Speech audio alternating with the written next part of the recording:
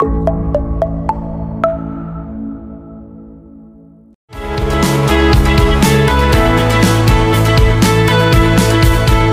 masyarakat ini banyak sekali kasus skoliosis, tetapi seringkali tidak disadari. Nah, dengan adanya ISC ini terbentuk suatu komunitas yang akhirnya bisa membantu kita untuk mengedukasi masyarakat, mengenalkan tentang skoliosis ini kepada masyarakat. Mudah-mudahan ke depannya skoliosis ini akan lebih cepat terdeteksi, sehingga penanganannya juga lebih optimal. Ya, profil pembicara narasumber kita hari ini yaitu Dr. Pedi, SPOT, Spine, ya, lulusan dari Universitas Indonesia tahun 2001-2007, kemudian juga pernah melakukan orthopedic training dari tahun 2018 sampai 2013, kemudian Spine Fellowship Training, dan juga achievement yang best graduate dari Indonesia. Tepuk tangan yang lebih meriah lagi.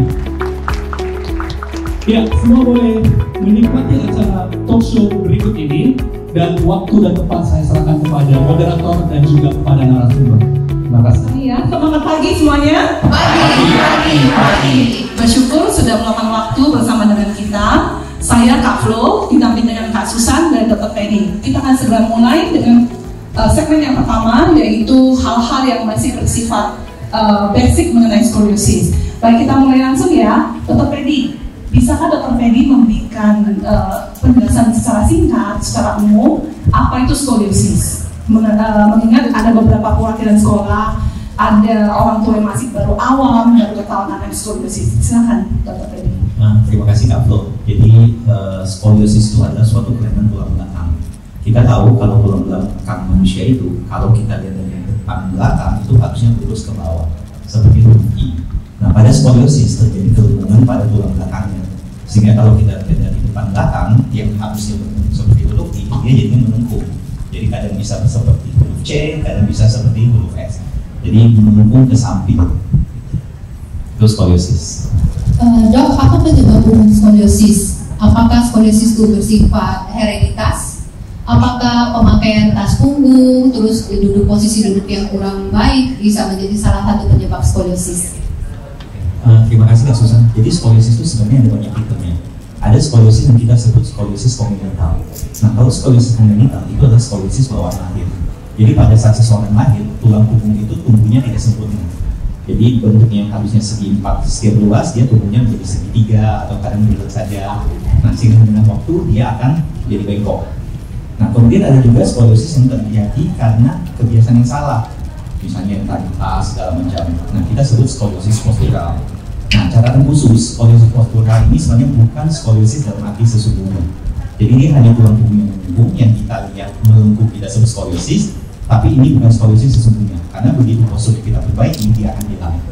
Kemudian ada lagi skoliosis yang justru paling sering kita temukan. Kita sebutnya skoliosis idiopatik. Nah, skoliosis idiopatik itu di dunia ini tidak ada yang tahu penyebabnya. Kita cuma tahu bahwa dia muncul ketika puncak pertumbuhan. Biasanya terjadi di usia sekitar 10 tahun sampai 13 tahun.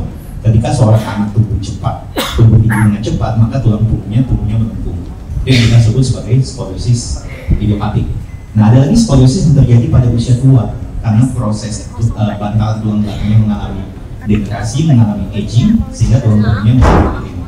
Nah, satu lagi adalah skoliosis yang timbul karena penyakit lain. Misalnya pada seseorang yang mengalami kelumpuhan sejak muda, itu tulang punggungnya bisa mengalami kemiringan, kelumpuhan, atau misalnya pada kelainan neuromuskular itu juga bisa muncul skoliosis. Jadi tergantung tipenya, banyak sekali penyebabnya.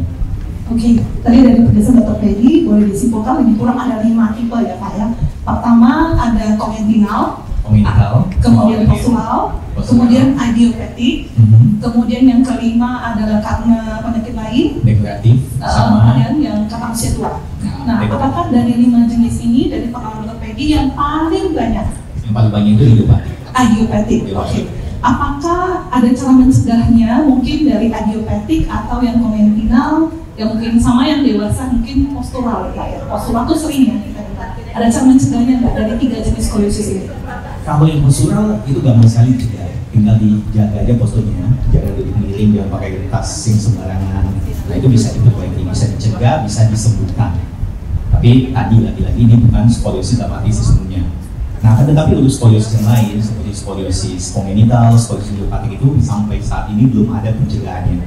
Karena kita tidak tahu penyebabnya apa, pencegahannya juga yang bisa kita lakukan. Dok, berdasarkan pengalaman dan statistik, pada usia berapa skoliosis yang idiopatik itu biasanya muncul?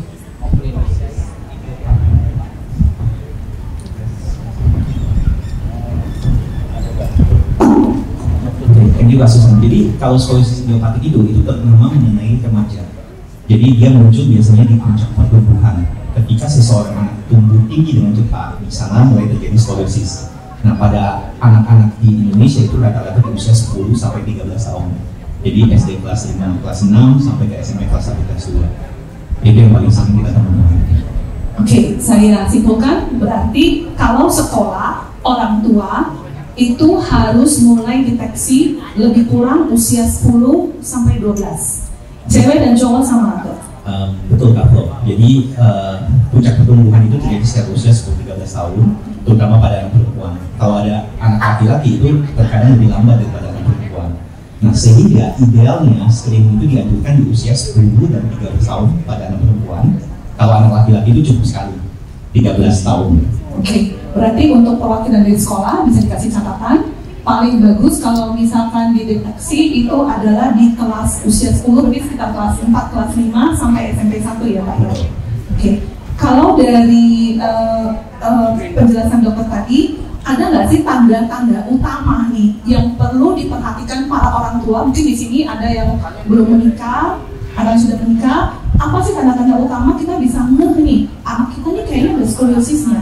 Nah, boleh silakan Dok. Oke Kak Fer, jadi kan tulang punggung kita kan harusnya mempunyai huruf I, karena dia berubah bentuk pada skoliosis menjadi huruf C atau huruf S. Maka tanda yang paling lama kita temukan adalah bentuk tubuh sisi kiri dan sisi kanan tidak sama. Jadi kita bisa nilai dari asimetri tulang belakangnya itu. Kita bisa lihat dari bahunya, bahu kanan kiri sama tinggi apa enggak. Kemudian tulang belikatnya, lipatan kulit kalau anaknya cukup gemuk. Kemudian tulang panggulnya kiri kanan sama tinggi apa enggak. Nah, cara yang paling gampang sebenarnya kita minta anaknya untuk membungkuk ke depan. Kita lihat tonjolan tulang punggung atas, kiri dan kanan apakah sama tinggi atau enggak. Kemudian tulang punggung bawah, kanan sama kiri sama tinggi apa enggak.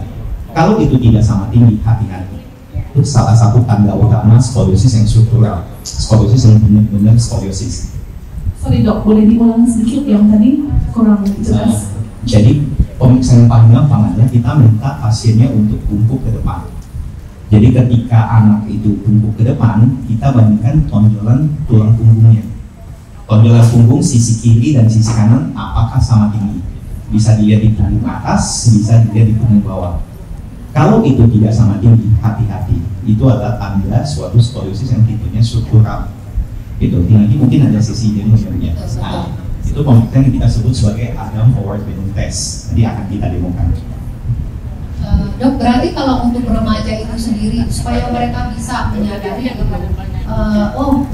skoliosis itu caranya gimana Dok? Apakah sama mereka lihat kalau bahu? Karena kan kalau untuk tes itu kan perlu orang lain yang melihat ya Dok ya. Kalau mereka skoliosis itu sendiri caranya gimana Dok? Oke, kalau untuk menilai skoliosis pada diri sendiri semuanya gampang, ngaca aja kasusnya.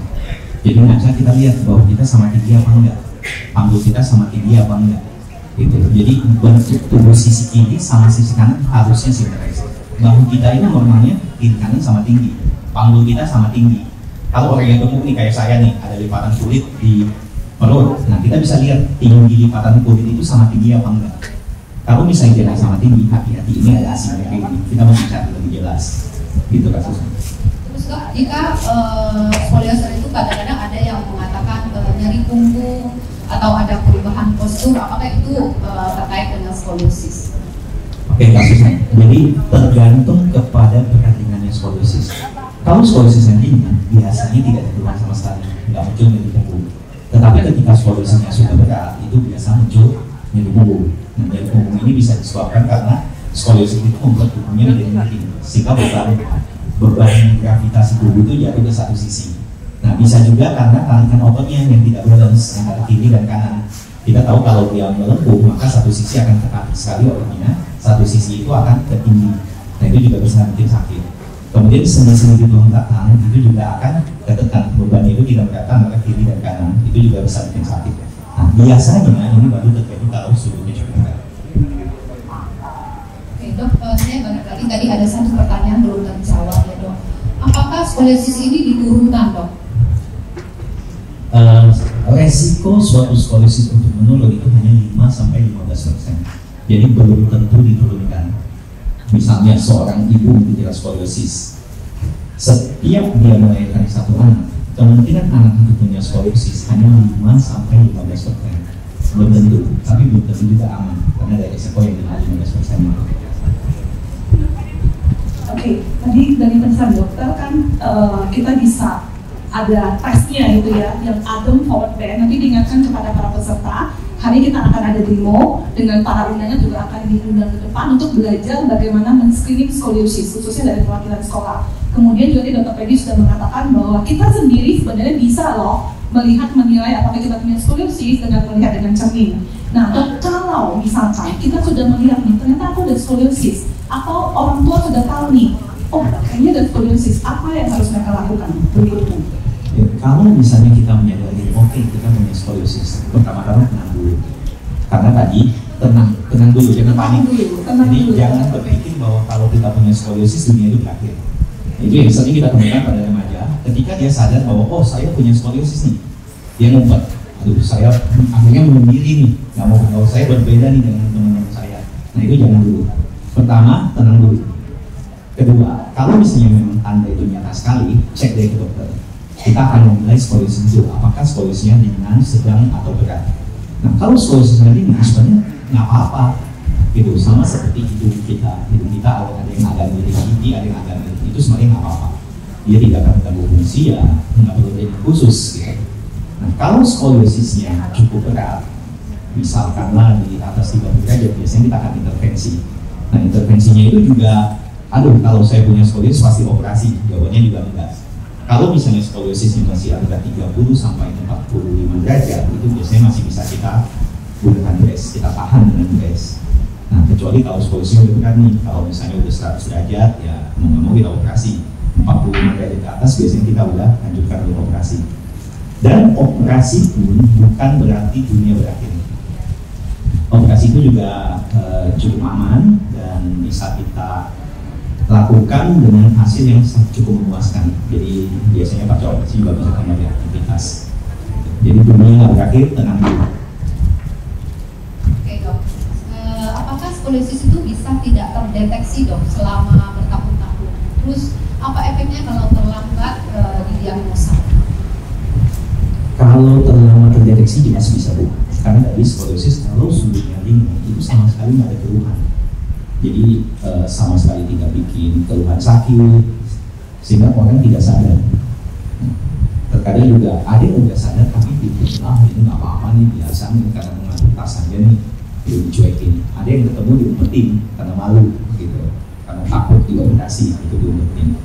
Nah, kalau kita menemukan skoliosis dalam sudut yang masih ringan, itu biasanya intervensinya gampang. Itu tadi kita menggunakan brace atau operasi yang resiko lebih kecil. Tapi kalau dibiarkan ketika sudutnya tambah berat, resiko itu akan menjadi semakin tinggi. Oke, jadi saran semuanya ya, kalau punya skoliosis jangan malu, takut, tapi harus segera cek ke dokter supaya ada tindakannya. Karena kalau dibiarkan sampai lama akan menjadi semakin parah dan harus operasi. Dan pada sudut yang berat itu kadang akan mengganggu fungsi organ dalam. Biasanya 70 derajat fungsi paru-paru akan terganggu. Jadi pasien skoliosis ketika 70 derajat dia akan mulai sesek. Seseknya itu mungkin awalnya pada saat aktivitas, tapi seiring waktu seseknya akan menjadi semakin berat. Kemudian tadi yang sakit punggung itu juga akan mulai muncul. Terima kasih Dr. Pedi untuk pengetahuan yang paling basic dan krusial untuk kita ketahui bersama. Sekarang saatnya kita memasuki segmen berikutnya dengan pembahasan yang lebih mendalam seputar skoliosis ya. Tadi itu baru opening lah, baru yang basic-basic. Nah, bagi yang punya pertanyaan sekarang, misalnya tadi dengerin pembahasan udah ada pertanyaan nih, saya pengen nanya atau nanti mau nanya live, udah boleh siap-siap ditulis, minta kertas sama panitia, atau nanti mau bertanya langsung boleh. Kita masukin segmen yang kedua, skoliosis screening dan bracing. Dok, tadi kan sudah dijelasin ya ada beberapa jenis skoliosis. Nah, untuk mengetahui skoliosis tadi kan ada dokter sebutin derajat gitu ya. Jadi berarti ketika mereka datang ke klinik ada peranan X-ray, ada namanya Cope angle, kemudian ya ada beberapa yang hal akan dilakukan ketika mereka konsultasi pertama kali dengan dokter. Boleh dokter jelaskan sedikit mengenai Cope angle dan peranan sinema X ronsen begitu? Ya, jadi tadi kan kalau dari NACA, dari pemeriksaan Aaron Foreman test itu adalah penilaian secara klinis untuk memastikan bahwa apakah benar ini kelainan bentuk pada tulang belakang, maka kita butuh ronsen, butuh X-ray. Nah dari X-ray ini kita bisa melihat tembus pandang tubuh kita bisa melihat struktur tulangnya. Kita bisa lihat dengan jelas apakah ini bentuknya I, apakah C, apakah S. Kemudian untuk diagnosis tulang belakang apakah ada kelainan. Jadi X-ray itu gunanya untuk mengkonfirmasi diagnosa kita, memastikan bahwa ini suatu skoliosis. Kalau ini suatu skoliosis, skoliosisnya tipe yang mana?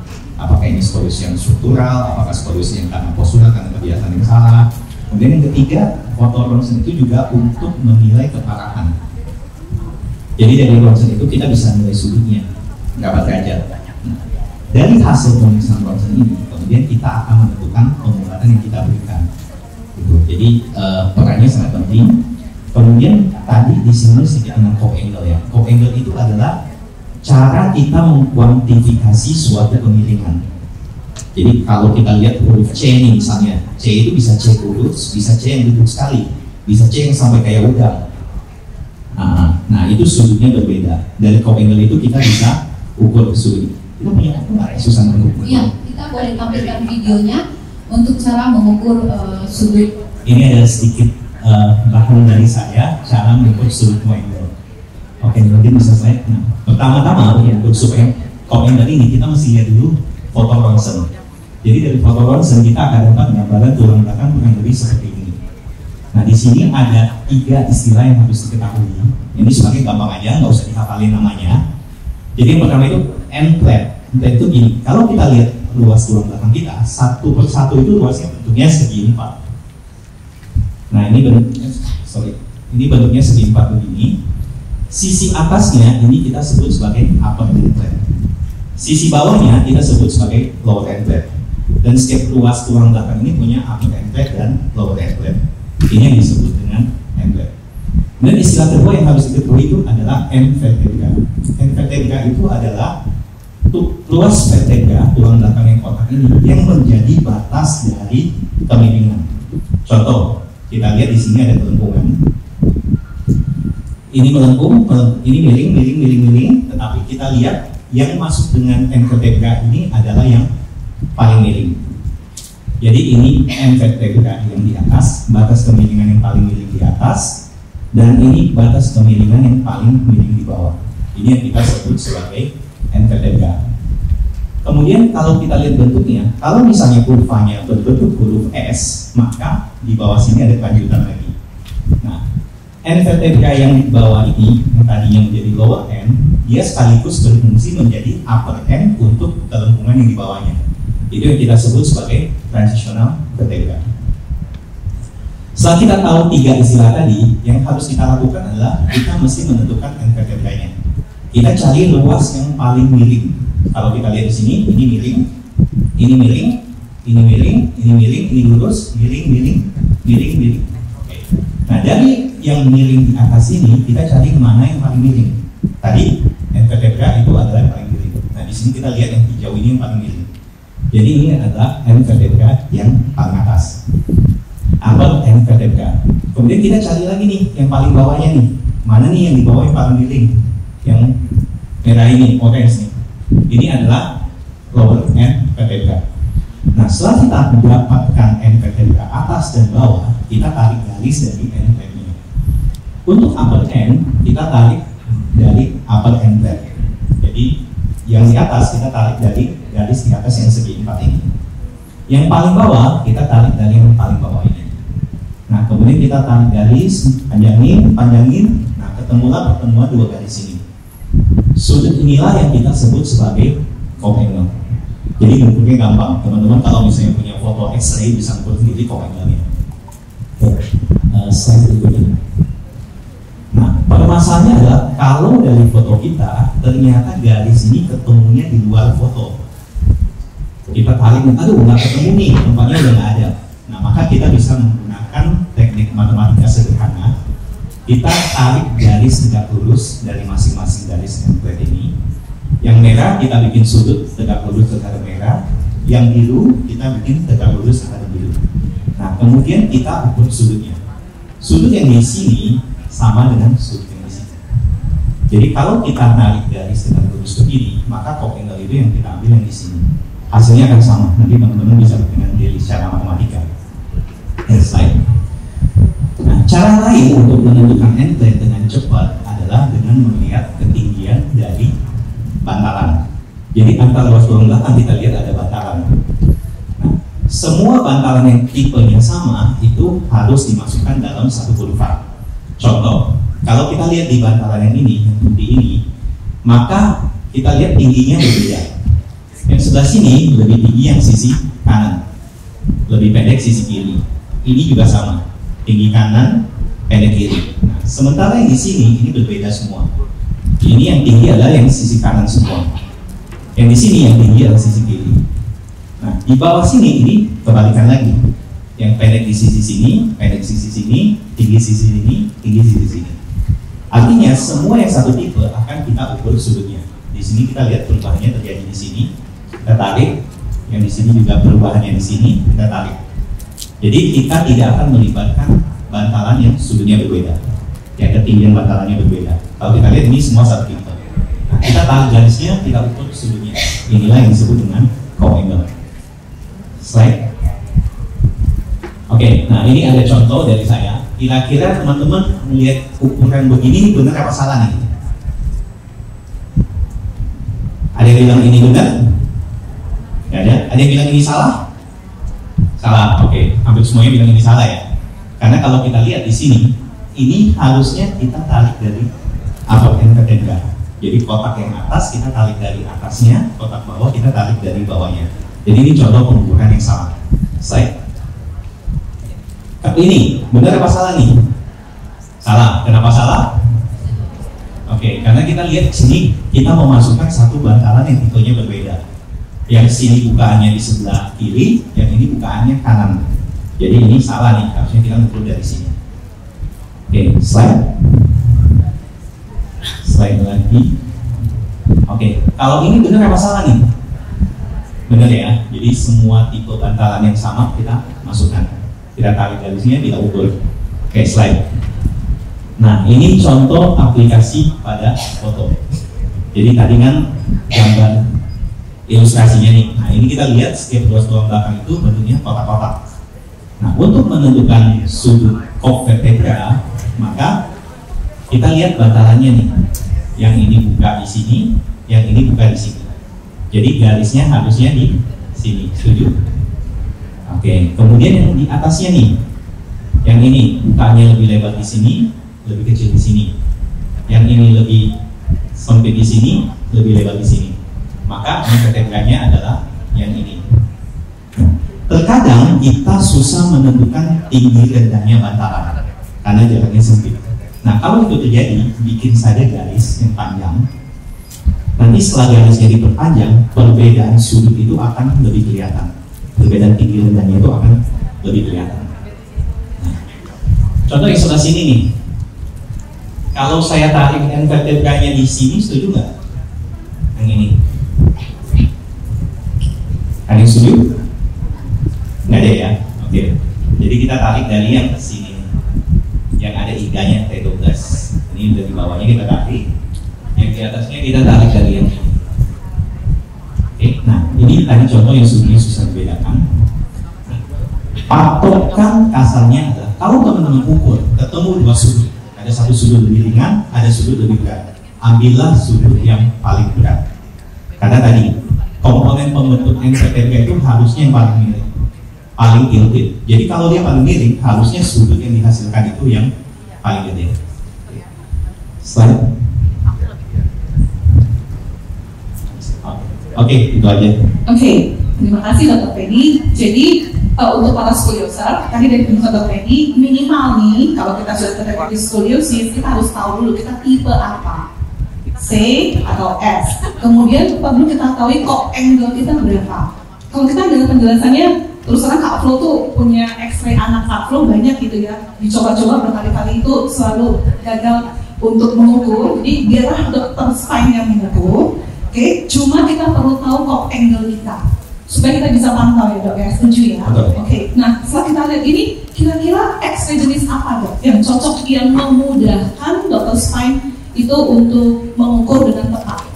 Oke, terima kasih Kak Flo. Jadi kalau kita lihat tadi, satu tulang belakang itu bisa punya beberapa kurva, bisa berbentuk huruf C, bisa berbentuk huruf S, atau ada yang kadang 3 gelembungan, S sama satu huruf lagi di atas. Nah, kalau foto itu terpotong, maka kita nggak bisa mengukur. Jadi kita butuh foto yang panjang, yang melihat tulang belakang dari atas sampai ke bawah. Jadi mulai dari vertikal 7, C7, leher bawah, itu mesti terlihat, sampai ke panggulnya mesti kelihatan. Nah, jadi kita bisa dapat gambaran tulang belakang secara utuh. Dok, ini kan banyak sekali peserta yang mungkin mereka ke dokter kan di daerah, nggak semua rumah sakit punya X-ray yang bisa, sebutannya whole spine ya dok ya? Whole spine. Jadi buat sponsor usahakan ketika mau nanti mengecek apakah punya skoliosis atau mengecek angle, maka mintalah yang whole spine atau AP standing ya dok ya? Whole spine AP standing. Sehingga nanti dokter spine itu lebih bisa tepat mengukur kok angle kita. Nah, pertanyaan follow up lagi dok, kalau misalkan kadang-kadang ada satu dokter ukurannya seperti ini, ada beda titik, ada margin of error gitu ya. Kadang-kadang kita sebagai berpaling kepada pengalaman saya sendiri, waktu saya dikatakan pakai brace turun 1 derajat, saya senangnya luar biasa. Ternyata masih margin of error. Ya, jadi itu orang dari sisi orang tua. Mungkin dokter bisa kasih pencerahan kepada kita semua apa margin of error. Jadi jangan senang dulu berapa derajat dan segala macam. Silakan. Oke, jadi pengukuran kop angle ini sama seperti ketika kita melihat timbangan. Kalau kita lima badan nih misalnya, 100 kilo nih. Kalau kita lihat lurus di depan itu pas 100 kilo. Tapi kalau kita miring ke kiri, kita lihat ukurannya mungkin 100 lebih nih.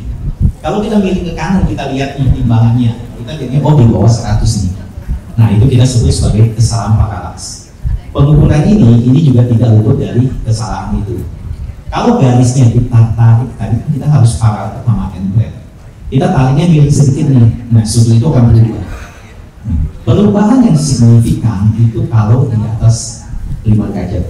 Jadi kalau kita punya kurva, kita ukur, 30 derajat, ukur lagi 31 derajat. Nah, itu tidak berarti tambah, itu bisa aja cuma kesalahan paralaks. Begitu juga 30 kita lihat jadi 27, nah itu juga sama aja. Nah, tapi kalau perubahannya di atas 5 sampai 10 derajat, itu kita anggap sebagai perubahan yang benar. Jadi margin of error-nya itu sekitar 5 derajat.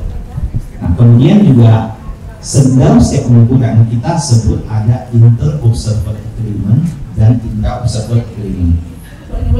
Inter-observer agreement dan intra-observer agreement. Nah, pada pengukuran koordinat ini, inter-observer agreement itu sekitar 93%, intra-observer agreement itu sekitar 96%.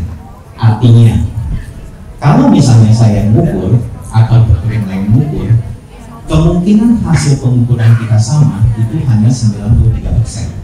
Jadi ada 7% yang pengukurannya berbeda. Kalau intra-observer agreement adalah foto yang sama, saya ukur 2 kali, jadi ada kemungkinan 97 kali pengukuran saya hasilnya akan sama, tetapi 3 kali pengukuran saya berbeda. Gitu. Nah, tapi bedanya harusnya nggak jauh. Tadi ini margin error 5 derajat tadi. Karena kategori 5 derajat karena bisa 3% ya. Oke, silakan Kak Susan. Dok, saya juga mau tanya. Untuk perbedaan pengukuran derajat ini kan, biasanya kita sering melihat nih pengukuran terkadang dari klinik ya, itu bisa berbeda jauh dengan pengukuran dengan dokter spine gitu. Apakah itu dikarenakan pengambilan endplate yang salah sehingga derajatnya menjadi kecil? Sangat mungkin. Jadi tadi saya memberikan beberapa contoh. Kalau kita tarik garisnya salah, maka sudutnya akan berubah jauh. Jadi kalau kita ngambil yang paling miring, kita akan dapat sudut yang paling berat. Kalau kita ngambil garisnya di vertebra yang di bawahnya yang kurang miring, maka sudutnya akan berkurang drastis. Kemudian pada saat kita menggambar garis yang sejajar dengan endplate-nya, kalau kita ngambil dengan sejajar dengan endplate itu juga sudutnya akan berubah. Makanya tadi kenapa saya tampilkan saya ini supaya teman-teman juga belajar. Teman-teman bisa lihat nih fotonya, oh saya di gedungnya benar apa enggak nih, gitu. Dan teman-teman harapan saya bisa tulis sendiri fotonya dengan cara yang sebenarnya sangat simpel. Ya harus dokter ortopedi, kita pun bisa ukur. Nggak berhasil ya? Bisa kok, bisa.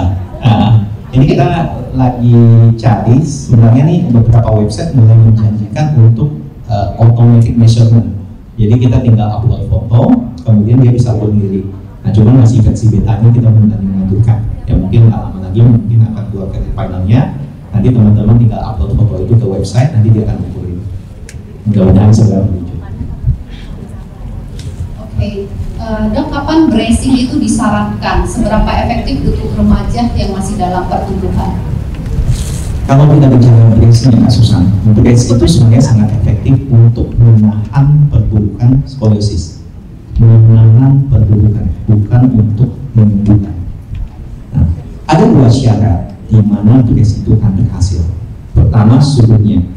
Sudut di mana brace akan berhasil menahan progresivitas kurva itu adalah 30 sampai 45 derajat. Kalau di atas 45 derajat, biasanya brace tidak berfungsi lagi. Biasanya, walaupun selalu ada sedikit persentase kecil yang dibuat kebiasaan. Kemudian syarat kedua adalah usia. Kalau seorang anak usia pertumbuhan, biasanya brace itu akan berhasil. Tetapi kalau kulurnya sudah matang, usia 18 tahun ke atas, lupakan brace, karena brace nggak ada gunanya lagi. Nah, keberhasilan brace kalau pemakainya benar, tadi sudut antara 30 sampai 45, kemudian usia pertumbuhan di bawah 18 tahun, itu mencapai 90%. Dan tentu saja harus dipakai dengan benar ya, Kak Susan. Kalau udah punya brace yang dipakai ya sama aja. Jadi banyak beberapa faktor ya, Dok, bukan cuma hanya pakai brace terus bisa turun gitu ya. Betul. Oke, baik. Karena kita lagi ngomongin brace, ada satu video kesaksian dari satu peserta IEC yang jauh banget tidak bisa hadir pada saat ini dari Manado. Anak ibu ini memakai brace dan boleh kita dengarkan video dari Ibu Lydia dari Manado. Ini pasien Dr. Benny juga.